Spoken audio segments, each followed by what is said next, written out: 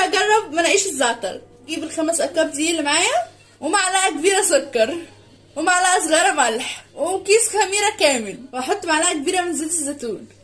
وعندي هنا ميه للعجن، بس احنا هنحط واحده واحده مع بعض. بسم الله. خدت مني كميه ميه كوبايه الا ربع ميه دافيه. دلوقتي بقى هسيبها من 10 دقايق لنص ساعه. هجيب كوبايه زعتر، استخدم على الكميه دي نص كوبايه سمسم، او عليها معلقه ملح، معلقه كبيره من السميق. هنقلب طبعا مكونات الجافه دي مع بعض. نص كوبايه زيت زيتون. ده القوام بتاع الزعتر بتاعنا، ويا رب اكون ظبطتها.